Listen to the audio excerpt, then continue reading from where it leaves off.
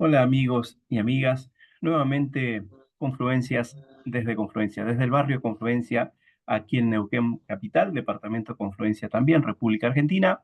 Hoy viajamos hasta Futrono, región de los ríos, para entrevistar a Matías, nuestro invitado de hoy que nos estará contando parte de su recorrido, de su quehacer. ¿Y quién es Matías? Matías Paredes Zúñiga, profesor, escritor e investigador. Es magíster en literatura hispanoamericana contemporánea por la Universidad Austral de Chile, licenciado en lengua y literatura hispánica con mención en literatura y diplomado en estudios griegos, ambos por la Universidad de Chile.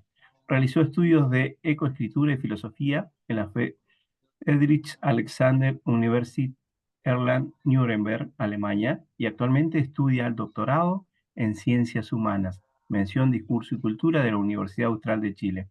Ha desarrollado su trayectoria en torno a la ecocrítica, la teoría literaria, la literatura latinoamericana y chilena contemporánea y la escritura creativa, explorando los cruces entre literatura, filosofía y ecología, comunicando su trabajo académico en congresos, coloquios y simposios nacionales e internacionales. También fue premio Roberto Bolaño a los 17 años, cosa que no es menor.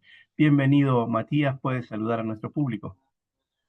Muchas gracias, un gusto estar aquí con todos compartiendo. Bien, Matías, ¿cómo fue eso del premio Bolaños allá por los 17 años? Debe haber sido un antes y un después en tu encuentro con la literatura, probablemente. Sí, fue un factor determinante. Yo empecé a escribir más o menos desde los 14 años. El premio me lo gané finalizando cuarto medio casi. Escribí entonces un cuento, lo postulé al concurso y salió ganador. Y en esa época me debatía entre muchas carreras, o sea, qué voy a hacer con mi futuro, lo típico que uno pasa a esa edad, con algunas crisis, digamos, vitales, existenciales. Y estudié literatura, a pesar que siempre me gustó leer y escribir, nunca lo consideré como una trayectoria profesional. Sin embargo, cuando gané el premio, para mí fue una especie de señal y decidí embarcarme en este rumbo y estudiar literatura y bueno, en eso sigo hasta el día de hoy. Claro, es un referente Bolaño como muchos otros, pero en particular yo calculo que algo habrá influido también en todo lo que vino después a nivel literario con tus trabajos. Es interesante también el desarrollo de tu tarea en la educación. Allí es un campo, es un semillero permanente de escritura y de estudio, ¿no? Tú que eres investigador, ¿nos puedes hacer un poco de referencia, digamos, en qué tipo de escuela trabajas, cuáles son las tareas que llevas adelante con los niños o jóvenes? Eh, bueno, siempre es una tarea compleja, pero me gusta sintetizarla en línea con lo que me gusta trabajar en mi labor docente. Mi experiencia ha sido un 95% en colegios municipales. Suelen tener altos índices de vulnerabilidad socioeconómica, por lo tanto el contexto siempre es complejo. Esto se dificulta sobre todo cuando uno enseña literatura y filosofía. Son ramos que suelen verse eh, en caída, digamos, por los niveles de lectura, de comprensión lectora, de escritura, de expresión, de pensamiento crítico. Por lo tanto, mi tarea docente siempre la he tratado de enfocar en el desarrollo de esas competencias de los alumnos eh, y también dirigido a poder encaminar las humanidades para los futuros estudiosos del área. Digamos, no dejar esto en el olvido que son las humanidades y el pensamiento crítico. Entonces yo igual he podido dirigir mis esfuerzos en ese sentido y en particular con lo que es la ecocrítica, tomar la pedagogía siempre desde un enfoque ecológico, crítico ecológico, pudiendo, digamos, abrir las fronteras perceptivas de los estudiantes para comprender cómo eh, el mundo está entrecruzado por discursos, por materialidades que se conectan unas con otras. Bueno, digamos, ejercicios para poder abrir el pensamiento y ver las cosas desde diferentes perspectivas. Es una forma de ejercitar el pensamiento filosófico, ilustrado también con los efectos estéticos de la literatura. Entonces, he trabajado con esos tipos de materiales, entre otras cosas, pero eso es lo que podría, digamos, sintetizar un poco apretadamente. Las escuelas tienen que ver con orientaciones agrotécnicas, donde has trabajado. Algunas sí, fueron, una fue agrícola, estaba situada en el mismo campo, con los tractores, los animales, y otras fueron más de tipo técnico, de mecánica, entonces más de científico, o sea, técnico profesional, sí, de nivel medio. Claro, te preguntaba yo porque una de las cuestiones que se ha ido modificando es la resignificación de algunos términos utilizados en la escuela técnica y voy, digamos, a la parte de lo que tiene que ver con el dibujo técnico, con el diseño. Y la palabra diseño es la que se ha ido transformando porque el diseño es abarcativo de otras áreas que en un tiempo, por lo menos cuando yo estudié, el diseño hacía referencia a la parte de dibujo, de maquetación, y terminaba ahí. Pero hoy el diseño es mucho más complejo y encierra, como tú decías al principio, eh, digamos, un mapa mucho más amplio donde interviene, digamos, toda la cuestión social, lo cultural, lo filosófico. No puede haber un diseño que deje por fuera a las personas, ¿no? Es decir, que quede, digamos, sin poder habitarse cada uno de los espacios en eso que vamos a construir o que vamos a proyectar. Esa es una reforma interesante, por lo menos acá en lo que nos ha tocado trabajar a nosotros en los nuevos diseños para los planes de estudio de escuela técnica, familiarizarnos con la nueva terminología, ¿no? Con esta nueva mirada de un mundo, digamos, donde debe ser todo sustentable, donde vamos en un camino, digamos, deshaciendo huellas justamente para bajar la huella, ¿no? De carbono. Eh, entonces, ahí es bien complejo y ahí entra muy fuerte la filosofía. Y bueno, qué bueno que esto también, digamos, tú tienes un conocimiento de lo que es el campo de la filosofía y de la pedagogía y puedes llevarlo justamente en una escuela técnica donde se puede materializar, eh, digamos, de manera, si se quiere, poniendo el cuerpo en esto que se está haciendo, ya sea en una plantación, en la construcción de una herramienta o en, digamos, el diseño para lo que a futuro va a ser algo que nos va a traer otros beneficios, como pueden ser otras construcciones o otro tipo de producciones, ¿no? Mm. Sí, completamente. Sobre todo las diferencias que se notan entre educación técnico-profesional y científico-humanista es bastante notoria, no en todas las áreas, creo que antes era más que ahora. Sin embargo, la tendencia de los estudiantes técnicos profesionales apunta más a a la manipulación de la materialidad. Por lo tanto, entrar desde lo abstracto con estos estudiantes es más complejo. Sin embargo, implica un desafío que luego se puede transformar creativamente en una oportunidad para que uno también pueda, como profesor, replantearse algunas ideas y tratar de enseñar cómo la manipulación de la materia también implica podríamos decir, un vínculo ecológico con el entorno, dado que estamos trabajando constantemente con materias que implican reciprocidades, retroactuaciones, interdependencias. Entonces se puede entrar por allí como una estrategia pedagógica para poder activar el pensamiento crítico más allá de la manipulación técnica de los materiales, sean agrícolas, sean mecánicos, automotrices, etcétera. Entonces algo de lo cual yo podría eh, tomar entre paréntesis. Claro, claro, claro. Me remite el momento a lo poco que pudimos compartir allí en Villarrica en ese encuentro en la tertulia donde cruzamos cuatro o cinco palabras y queda, digamos, como siempre un espacio grande para poder ir por más, ¿no? Y en eso de ir por más, ¿qué es en la vida de Matías a través del Verdegal?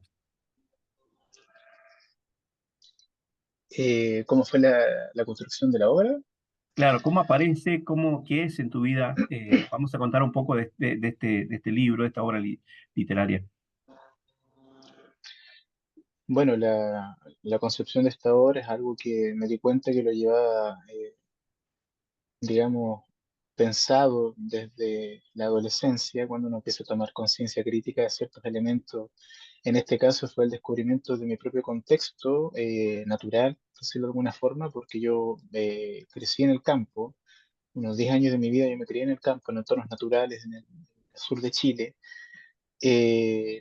Y no fue hasta que entré al mundo académico cuando comencé a racionalizar este aspecto de mi vida, que de alguna u otra forma comenzó a influir en mis trabajos, informes de lectura, trabajos críticos, ensayos, e incluso la tesis de grado. A medida que seguí estudiando en estudios de magíster, me di cuenta que esto era más crucial de lo que pensaba antes. Entonces comencé a modular distintos tipos de perspectivas ecocríticas para poder estudiar desde una perspectiva ecológica la literatura, o sea, a la luz del contexto biosférico. Y esto también influyó naturalmente en mi propio trabajo creativo. Si antes estaba un poco disperso en mis materiales, digamos, referenciales, ahora pude concentrarlo en lo que fue la experiencia de vivir en el campo, de poder contemplar activamente la naturaleza, para poder articular un trabajo creativo que sea coherente, crítico y ecológico.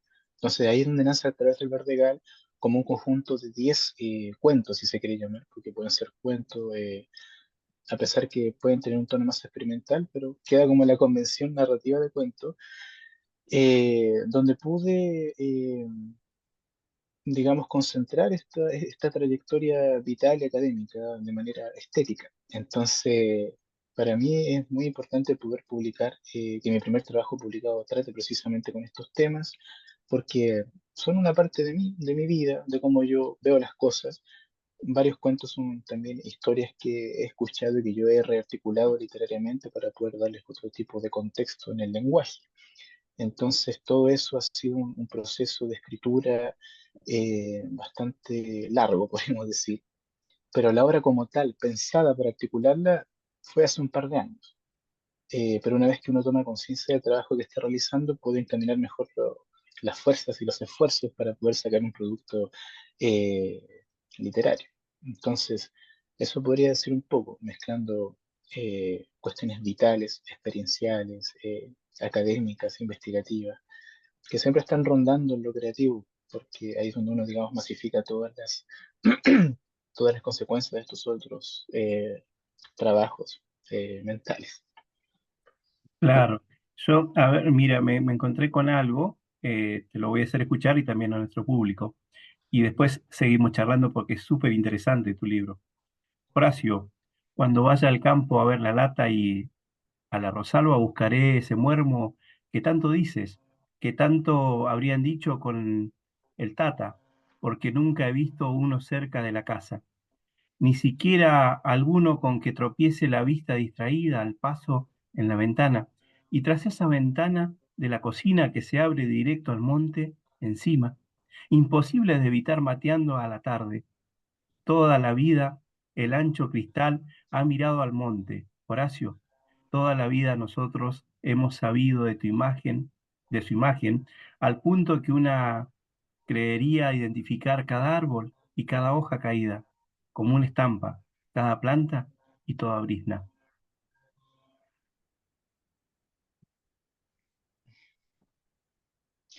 Sí, ese es el final del cuento del muermo, que puede tener unos tintes, digamos, de realismo mágico, pero que tienen una base en la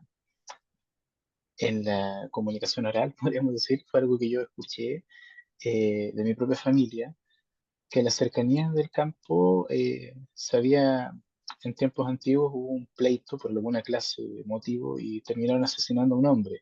Al hombre lo enterraron en un lugar y en ese lugar después creció un árbol. Y lo que sucedía era que se veía a veces que el árbol comenzaba a vibrar. Vibraba, se comportaba raro, era un árbol que vibraba, que se movía, que se retorcía, tenía una vibración, una especie de vida no vegetal dentro de suya. Y asociaban eso a que precisamente el árbol creció sobre el nutrimento de un cadáver. Entonces, la asociación de la muerte con lo vegetal y la vida que pueden hacer de eso me dio, digamos, me hirió la imaginación desde diferentes perspectivas. Entonces, el cuento nació de esa idea, precisamente, este vínculo de lo biosférico, de lo vegetal con la muerte.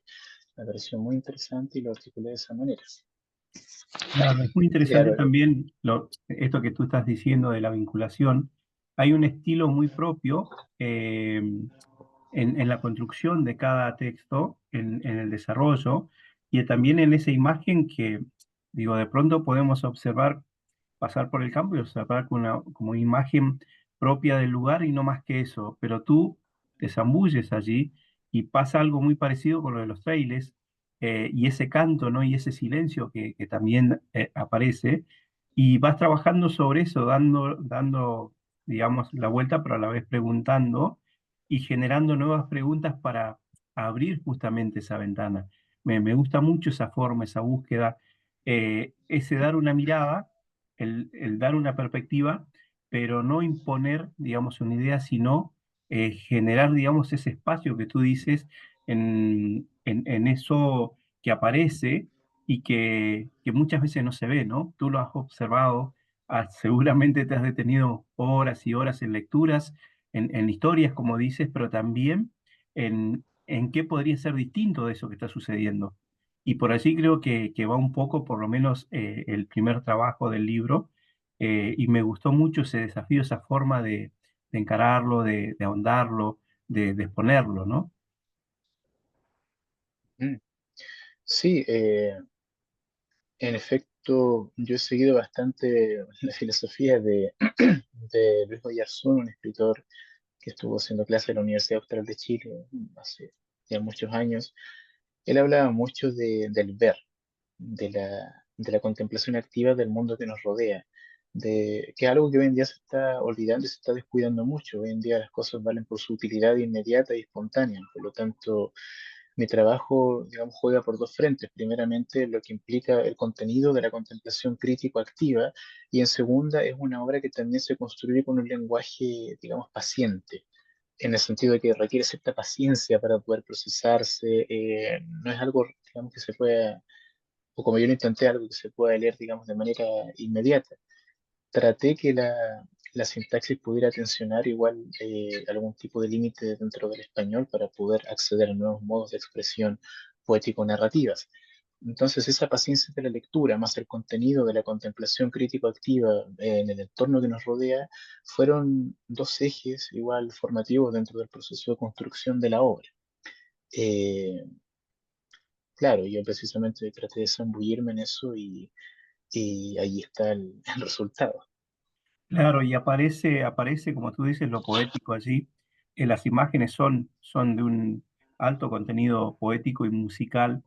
Se puede percibir, digamos, la naturaleza toda, ¿no? En cada una de los retazos de la obra, eh, de manera, digo, que se activan los sentidos. Es decir, en esa lectura que, como tú dices, debe ser lenta, se van activando los sentidos. Hay como pequeñas campanitas que de golpe uno siente que el pasto se mueve, que el aire está soplando en tal sentido, que el ave percibe, que el ser humano a veces pasa muy rápido, eh, que todo se está modificando, que ese segundo es ese segundo y no es el que sigue. Eh, el sentido, digo, de, como tú decías, lo que traes, ¿no? De la muerte y el constantemente renacer para, digamos, ir otra vez hacia el mismo lugar, ¿no? Esa circularidad.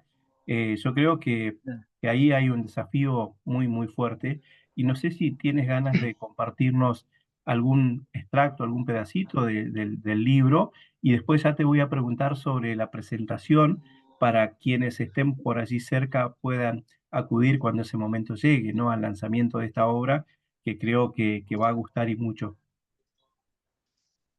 Sí, claro. Estoy abriendo el documento para poder buscar un fragmento. Un poquito de paciencia. Bueno, cada fragmento que yo lea va a quedar un poco inconcluso porque no son poemas, entonces siempre la línea argumental va a quedar truncada, pero puede ser un ejemplo de cómo está construido esto. Eh, bueno, aquí pillé uno, este, la cabeza de Bato, bien, que bueno, algo podría decir yo también del título. Dentro de toda la obra hay varias referencias a la lírica bucólica grecolatina. En particular, Bato ha sido un personaje pastoril de la tradición, valga la redundancia, pastoril de la literatura, y por eso también tomé su nombre. Bato no es un nombre que uno escuche, digamos, habitualmente, pero remite a estos cantos de pastores que los antiguos poetas versaban. Bueno, el cuento se llama La cabeza de Bato. Voy a leer aquí un par de párrafos. Volví el hijo, hacía un tiempo un profesor convertido. Silbaba al paso una canción, al paso del camino de tierra y huella de animal vacuno, animal humano.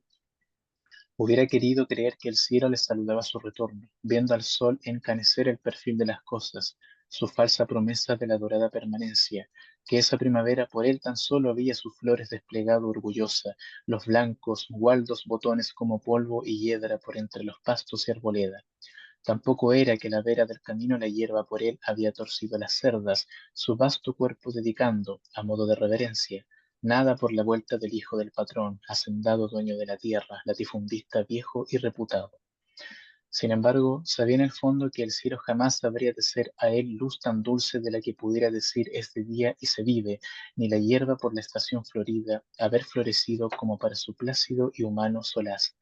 Nada por él durante su retorno de paso sobre polvo y tierra, deseando un modesto festejo y que de gala gualdas blancas flores como hiedra suelta los pastos le saludaran.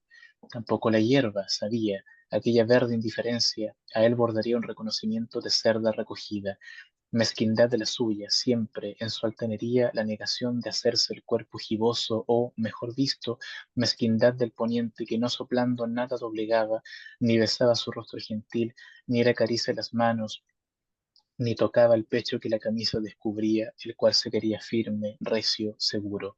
Cesó de silbar su copla. Podría dejarlo hasta allí, si no, para que no sea tan largo.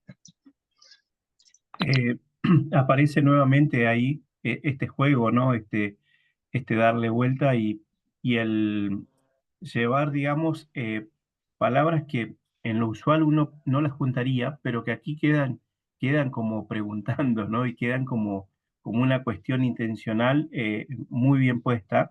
Eh, me llama mucho la atención esta forma y eh, digo, hay que hacer varias lecturas, como tú decías, pero en esa primera lectura ya se activan varios sentidos y varios interrogantes desde el mismo interrogante, ¿no?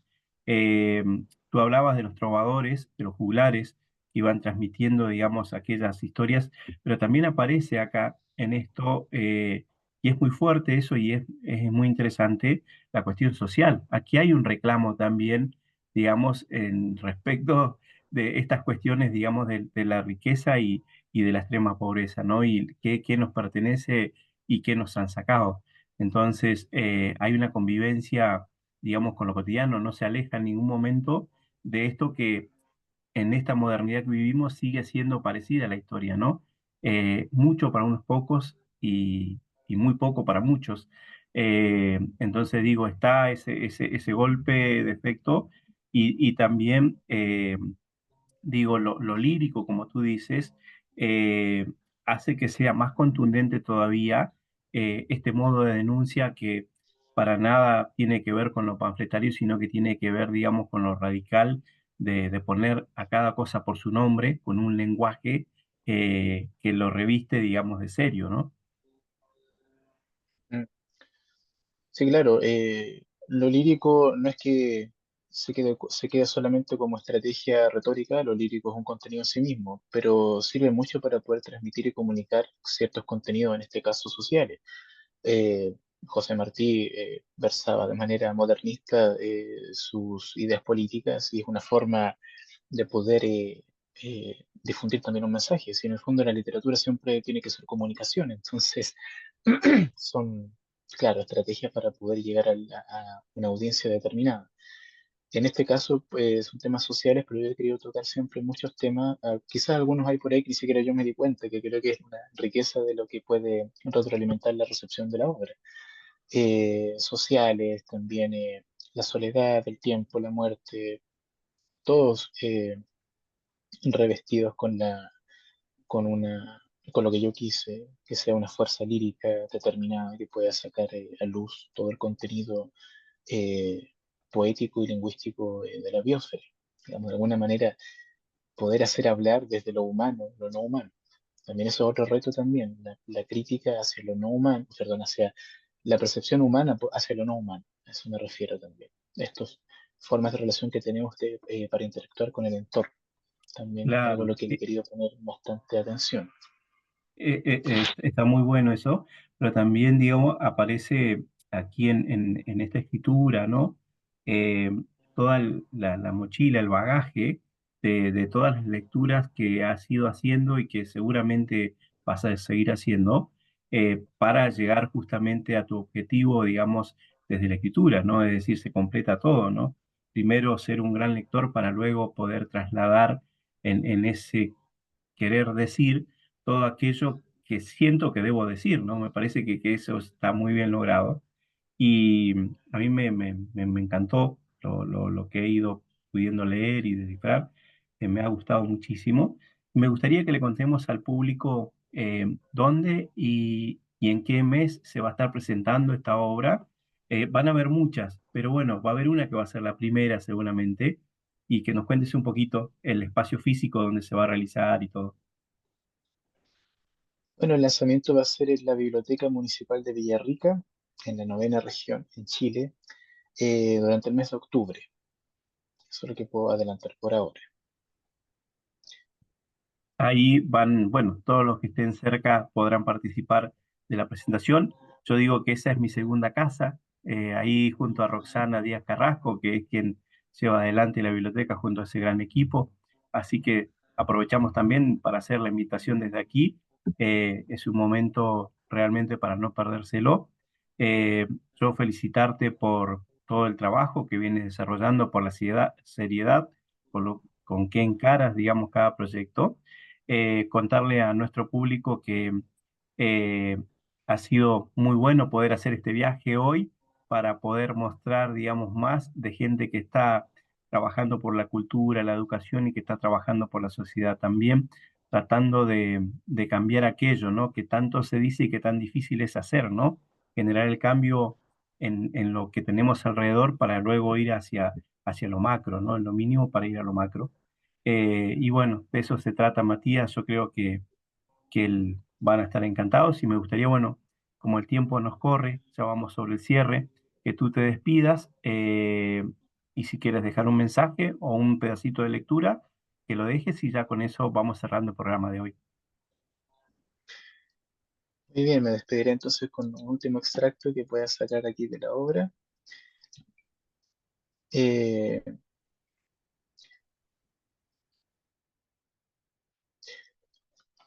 Esto es adelantar las dos últimos párrafos del último cuento, un poco para finalizar la obra y para finalizar el programa también. Este último cuento se llama Lides del Verbo con fondo de paraje. Está un poco descontextualizado, pero espero que el contenido pueda compensar eso. Como si lo supiera todo, cual dueño de un misterio revelado, había creído que bastaba con salir de la ventana que enmarcaba el verde mundo, salir y allí, allá perderse con una mochila que fue la burla de una niña, como si su entrega, su disposición, su arrojo le valieran un lugar, creyendo, iluso, insensato, perdido, que alguna vez comprendió verdura, arborescencia, sueño de raíz, que se condolió de un sufrir supuesto, donde se habría arraigado y subido sin tocar jamás el cielo. Pero ya era tarde, muy tarde para negar lo que fue su ensueño de palabra. Allí donde llegó con Adela no era más vista de manzanos ni como montón de sombras, ni la hierba era la de siempre en su color y ruido de mano que la toca, de pisada que la aplasta, y presentía no serían de nuevo la luna ni el sol. Frío, artrópodo, rumor de planta, oscuridad, monte en su garganta, una espesura que lo conduciría hacia algún claro donde cumpliría condena de hambre, tierra, algún no lugar sin vuelta ni salida, nada comprendía, todo lo temía.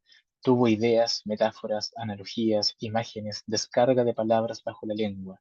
Pensó, al fin, dos puntos. Sí, cierra la obra y como me estoy despidiendo del programa, que un gusto poder estar aquí compartiendo este momento de mi obra y la experiencia de su construcción, así que agradecido y un saludo a todos los que me estén viendo.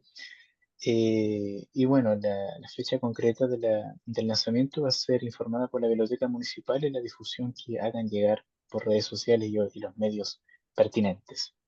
Así que eso, muchas gracias igualmente, Pablo, por esta oportunidad. Muy agradecido.